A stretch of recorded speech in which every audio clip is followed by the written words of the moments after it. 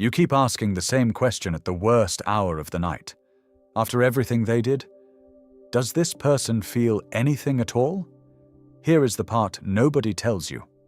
They do. They feel something after they hurt you. They just spend their entire life making sure one particular door inside them never opens, and what they feel is that door straining against the lock. Carl Jung spent 40 years mapping the room behind that door. He called the polished face we show the world the persona, the mask, and the self we bury behind it, everything we cannot bear to be. He called the shadow. The whole architecture of a narcissist is built to keep those two from ever meeting. So when you ask what they feel after hurting you, you are really asking what moves in a room they have refused to enter since they were a child. Most videos will tell you the answer is nothing, that they are empty, a void, broken in some clean way that finally lets you off the hook.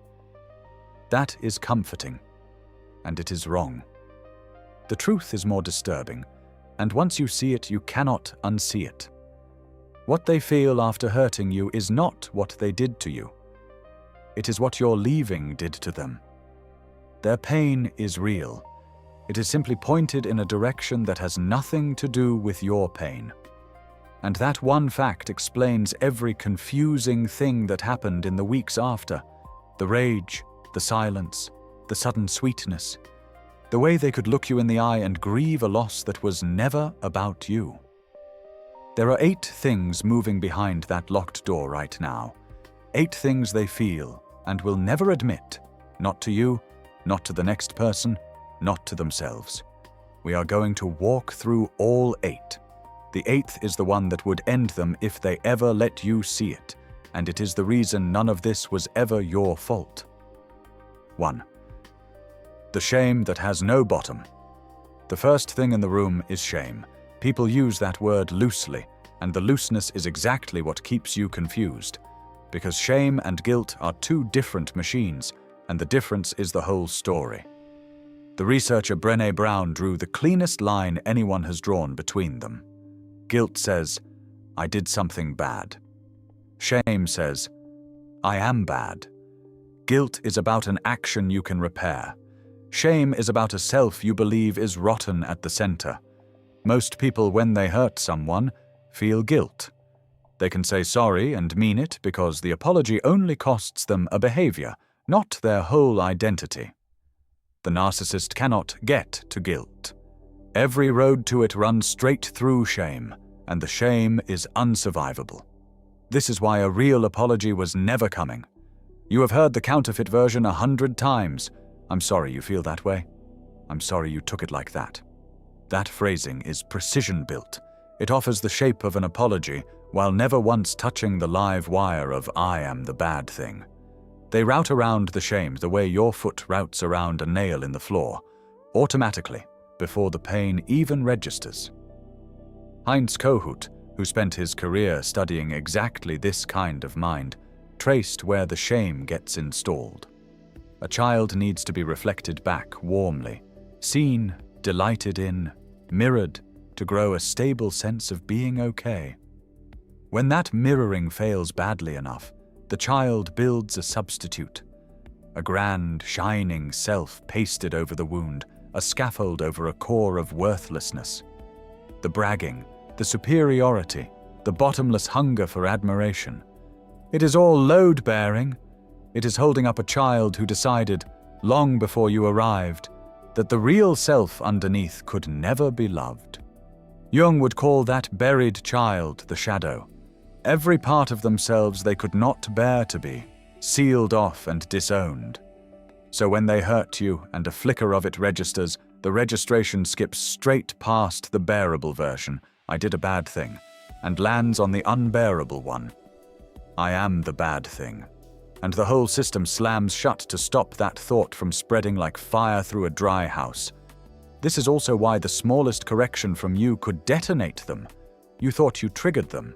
What you actually did was witness them. You thought they felt nothing. They felt the one thing they would burn the entire relationship down to avoid feeling. 2, a self that was never really theirs. Behind the shame is something stranger still. There may be no stable self in there to feel with. Kohut's term for it was the fragile self.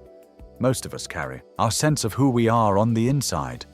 We can lose a job, an argument, a relationship, and still wake up the next morning as ourselves. The narcissist cannot do that. Their identity lives on the outside. It gets assembled moment to moment out of other people's reactions. Your admiration, your attention, your worry, your reaching for them across the bed at night. You were not only someone they loved. You were a power source. In the language of this world, it is called supply. The steady stream of attention and reaction that keeps the self switched on. Adoration is supply. So is fear. So is your obsessive analysis of them at 2 a.m. As long as you were generating it, the machine had power. This is why the same person can seem like a completely different human depending on who is in the room. Charming for the new audience, frozen for you, devastated for the people whose sympathy they need. There is no single, continuous them holding it together underneath. Jung described the persona as a mask, and he was careful to say the mask is normal and necessary. We all wear one to move through the world. But he warned about persona inflation. The moment a person collapses so fully into the mask that nothing is left standing behind it. That is the structure you were living inside. It also explains the thing that made you feel insane, how the discard could be so sudden, so total, like a switch thrown.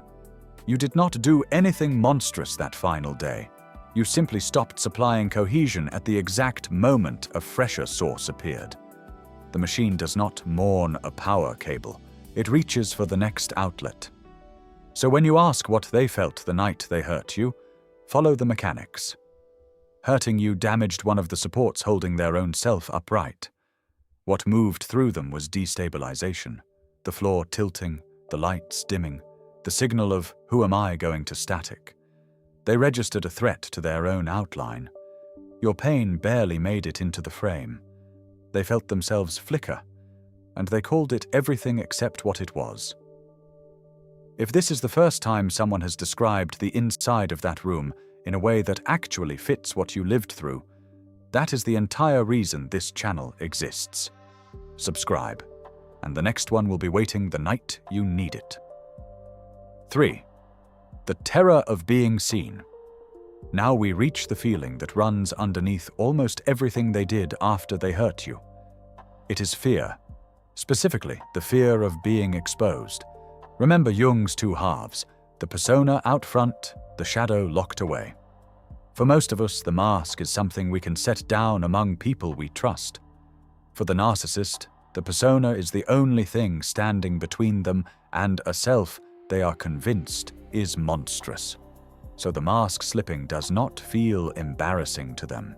It feels like dying. Now picture what hurting you actually threatens. You know things. You saw the version of them that exists when the audience goes home. You watched the mask come off, and you are still standing there holding the memory of it. To them, you have become a leak in the dam. This is why so much of what they do after the damage is done has nothing to do with you and everything to do with the story. The preemptive phone calls to mutual friends before you could say a word. The careful rewriting of who did what. The version where they were the patient, reasonable one, and you were unstable. There is even a recognizable sequence to it. They deny it happened, they attack you for naming it, and then they flip the roles so that they become the victim and you become the abuser. It is so common that people who study these dynamics gave it a name. To you it felt like cruelty. To them it was insurance.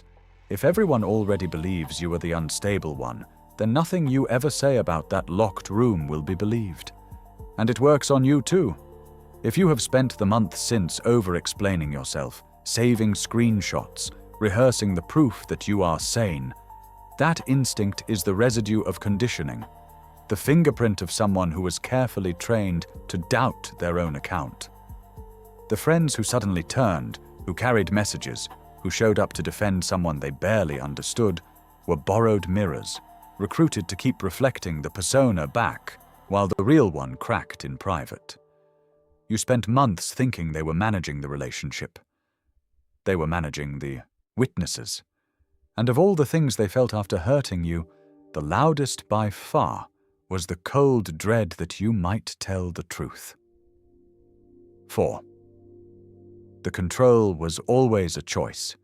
Here is where you get to put down a weight you have been carrying without knowing it. The next thing in the room is control. Cold, deliberate, and chosen. Lundy Bancroft spent 15 years inside programs for abusive men, listening to how they actually think. His conclusion dismantles the excuse the whole world hands these people. The harm, he found, does not come from a man who has lost control. It comes from a man exercising it out of a core sense of entitlement, a belief that his needs simply outrank yours. Bancroft drew it like a tree. Ownership at the roots, entitlement in the trunk, control in every branch. And the proof is in the selectivity.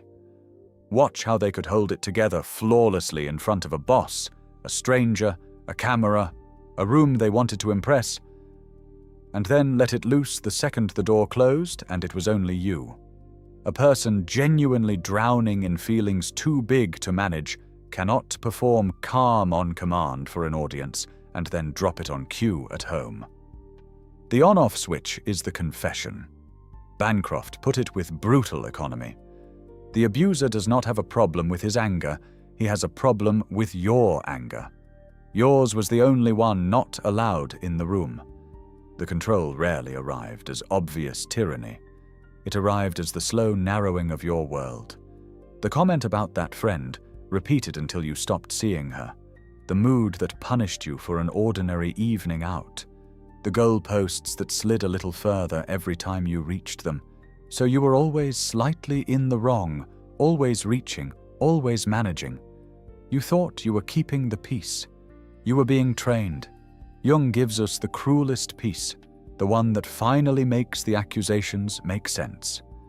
He called it projection, the way we take the parts of ourselves we have disowned, the contents of the shadow, and fling them onto someone else so we never have to look at them. So they called you the selfish one, the cold one, the manipulative one, the one who could not let things go. Read back every accusation a person like this ever threw at you, and you are reading a guided tour of their own locked room. You were not hard to love, you were the screen they were projecting onto. So what did they feel as they controlled you? Something close to satisfaction, the quiet steadiness of having the upper hand. 5. Regret, yes. Remorse, almost never. This is the one that hurts to hear, so I am going to be gentle, and I am going to be honest because you have earned both. There is a part of you still holding a small hope, that somewhere in there, late at night, they are sorry. That they lie awake feeling what you felt. I need to separate two words for you, because the entire answer lives in the gap between them.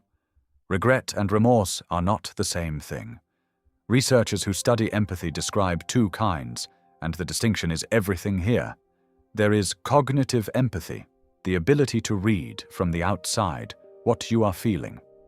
And there is emotional empathy, the ability to actually catch it, to ache because you ache.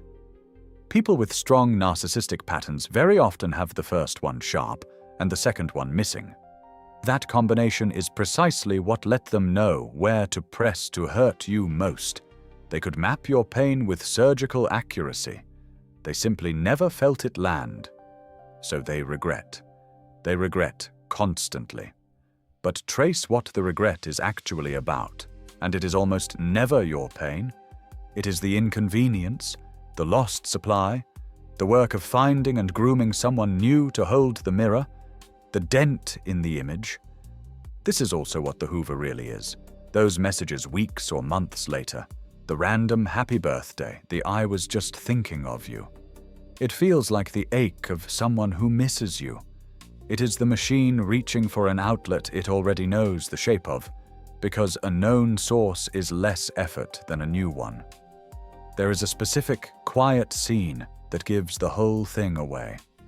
Late, the room dark, their thumb hovering over your profile, the lit screen glowing against the ceiling, scrolling and not texting. You imagine that stillness means they miss you.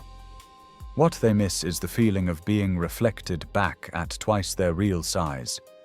The mirror is gone, and the wall feels colder without it. Jung would say it plainly. They are grieving the audience. The persona lost its theater, and an actor without a theater feels something that looks, from a distance, almost exactly like heartbreak. But it was never yours, and it never could have been. 6. The collapse you weren't supposed to see. When you finally stopped feeding the machine, when you went quiet, went no contact, refused to play your part, something happened on the other side of that wall. Clinicians call it narcissistic collapse, and understanding it will rewrite your memory of the breakup. Start with the term almost everyone misreads. Kohut talked about narcissistic injury, and people assume it means the injury the narcissist caused. It means the opposite. It is the wound the narcissist feels was done to them, the unbearable injury of not being admired, obeyed, mirrored, in control. Your leaving was, to them, a narcissistic injury. And what follows an injury like that, Kohut found, is rage, a reactive fury set off by the sudden deflation of an inflated self. Collapse tends to take one of two shapes, and you almost certainly saw one of them. The explosive shape, the rage, the threats, the smear campaign, the flood of messages designed to drag you back into reacting. Every cruel text was a hand groping for the light switch, trying to get the power back on through the only current that still worked. Your reaction. Even your anger would have done. Anger is supplied too.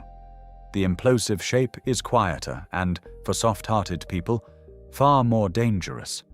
The sudden depression, the talk of falling apart, of not being able to cope, of how much they have changed. The carefully timed crisis that arrives the exact week you found your footing. This is the covert version of collapse, and it is engineered, consciously or not, to reel your sympathy back into orbit. Plenty of people who finally escaped the rage got pulled back in by the sadness. And then, for many, comes the part that hurts in a different way. The silence. They go quiet. They seem to move on at a speed that feels impossible, indecent, like proof you never mattered. Read it correctly. The silence is a refill. They found a new source, plugged in, and the machine powered back up somewhere you can no longer see. How fast they replaced you measured how little of you they were ever actually taking in. Your worth was never part of that equation. Underneath all of it is one event. The supply got cut, and without it, the grandiosity had nothing to stand on. Jung would describe it as the inflation finally deflating, the shadow erupting through a persona that can no longer hold its shape. For a moment, the emptiness they spent a lifetime outrunning was right there in the room with them, and there was no audience left to drown it out. You watched a person come apart, and you thought it meant they loved you. It meant you were the last thing holding the mask on. 7. Everything they refuse to feel is still running them. There is a quieter thing in that room, and it is the most haunting one because it never stops working.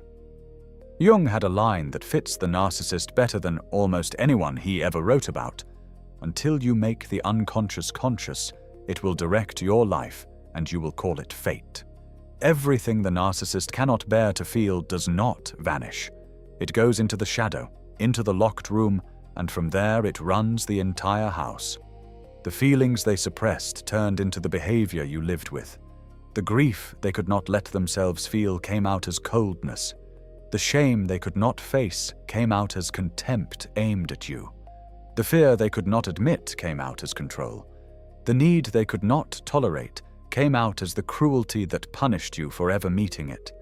Every emotion they refused to carry consciously, you ended up carrying for both of you, which is the real reason you were exhausted in a way you could never quite explain to anyone.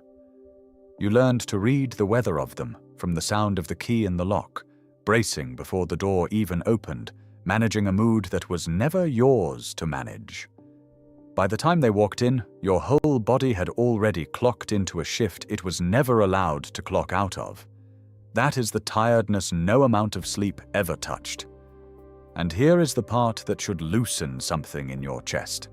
They are doing it again right now, with someone else, in roughly the same order. The love bombing, the slow narrowing, the devaluation, the discard. The new person is neither better than you nor worse than you. The script was never about the person at all. It was the machine running the same loop, driven by a room no one is allowed to enter. You were never the variable. You were never the reason it broke. A person can be so committed to never feeling the thing in the room that the unfelt thing ends up steering every choice they make. They are driven, steered by a self they have never once turned around to look at, and they will go to their grave calling it your fault because the alternative is opening the door. Which brings us to the eighth thing, the one in the very back of the room, the one they would not survive you seeing. Before we open it, hold everything we just walked through all at once: the bottomless shame, the borrowed self, the terror of exposure, the deliberate control, the grief that skips you entirely, the collapse, the buried feelings running the whole machine. Now ask the only question that matters. What is all of it protecting? 8. The thing they can never admit, here it is. The thing at the back of the room. The feeling they would burn down their whole life rather than let you see. It is this. Somewhere underneath all of it, they know you were real. They know what you offered was real. And they know they could not let it in. That is the unbearable one. Hold the cruelty up to the light and you find its inversion. Everything they tried to make you believe, that you were worthless, too much, never enough, was projection, the contents of their own locked room thrown onto you. The truth underneath it is the exact opposite, and it is the one fact they will spend a lifetime running from. That a person stood in front of them offering the single thing the buried child has wanted since the beginning, to be seen and loved as they actually are, and that the door had been welded shut so long ago they could not open it even when refusing cost them you. You can even find the evidence in how it started. The love bombing was not random.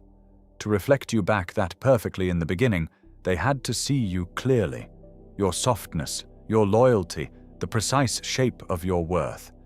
They saw it. That is what makes the rest so brutal. They were never blind to your value.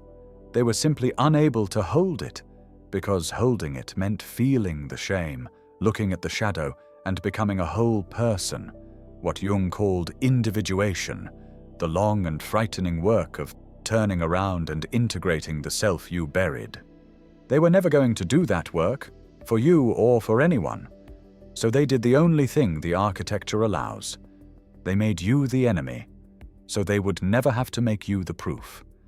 What they feel after hurting you, at the very bottom, is the unbearable nearness of a love they were built to keep out. And they will never, ever say it out loud. So here is what they feel after hurting you, stripped of every disguise. For 1 second, usually late, usually alone, the door opens. They see the room, they see the child, the shame, the self they buried, and they see you, standing in the light just outside it, having loved the person they were never able to become.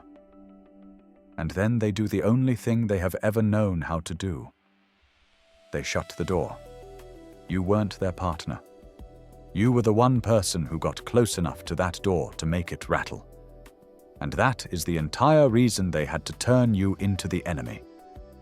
So stop waiting at that door. It was never going to open for you, and it was never your job to be the one who finally got them to feel. Put down the years of trying to be lovable enough to finally be loved correctly. The missing piece was never you, and the wall was built long before you arrived. You are not the only one who spent nights wondering if they felt anything. There are more of us outside that same door than you could count. If the weight is still heavy on you, a good trauma-informed therapist can help you set it down. You do not have to carry it alone. So tell me below, which of the 8 did you feel through the screen, like I was describing your exact person? Just drop the number. I read them. Then send this to the one friend still defending someone who never deserved their defense. They'll know who. We translate what your body already knows into language your mind can finally use.